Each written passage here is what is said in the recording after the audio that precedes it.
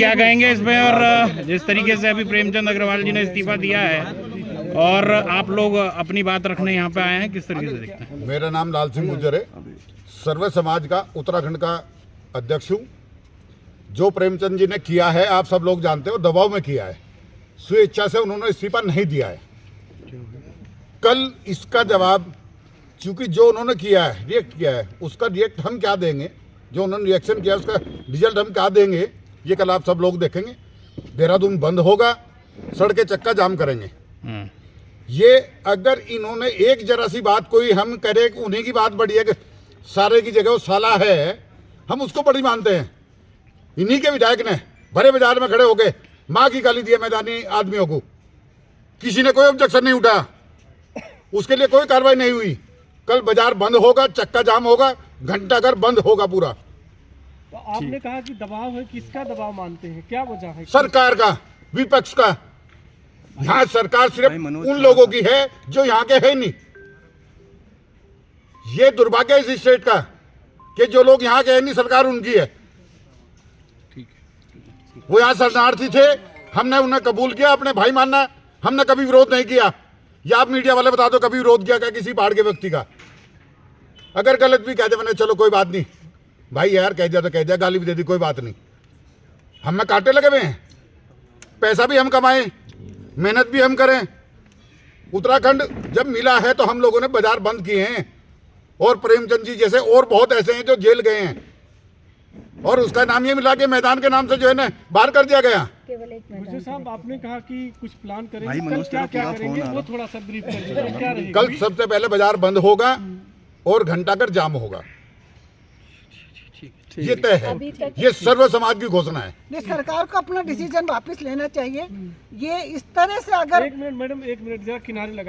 गोयल है, अब जो ये पहाड़ी और मैदानी की जो एक जंग छिड़ी है, ये उत्तराखंड के लिए बहुत ही दुर्भाग्य का विषय है।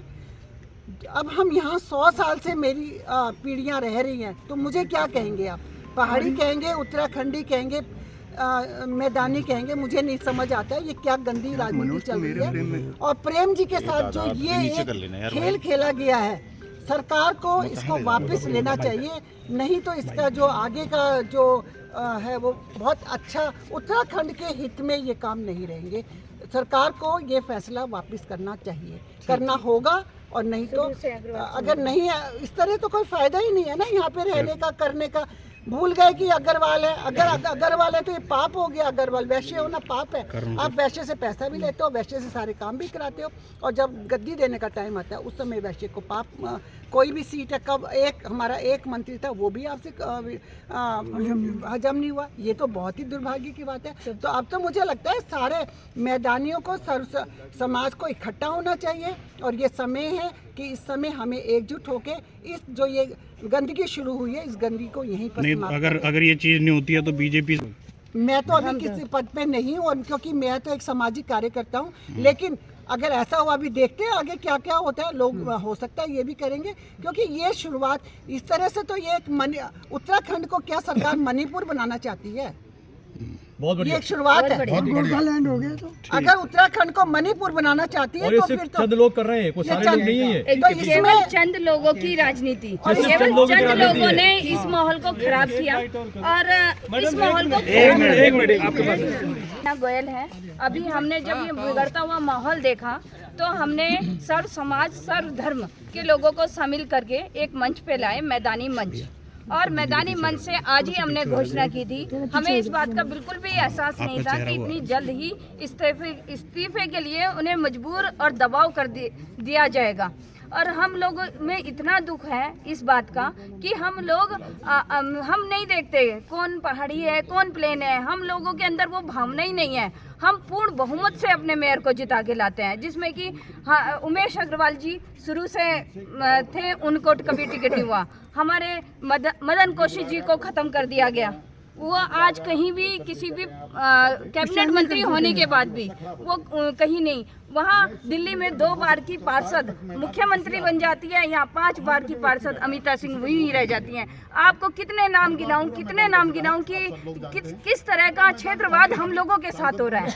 हम लोग सह रहे हैं, अभी तक हमारा दूसरा पक्ष बोला ही नहीं, केवल एक पक्ष को हम सोशल मीडिया पे देखते रहे, उसको कमेंट देते रहे, अपनी आवाज दिखाते रहे कि अभी चुप हैं, अभी हम चुप हैं कि हम कुछ नहीं हो रहा है, सब संभल जाएगा, स्थिति संभल जाएगी। लेकिन स्थिति इतनी विकट बिगड़ जाएगी, एक हमारा मैदानी और जो ऊपर है उनको भी नीचे उतार दिया जाएगा। तो ये तो ऐसा नहीं है। तो इसी बात को लेके कल हम चक्का जाम करेंगे और पूरा बाजार बंद करेंगे।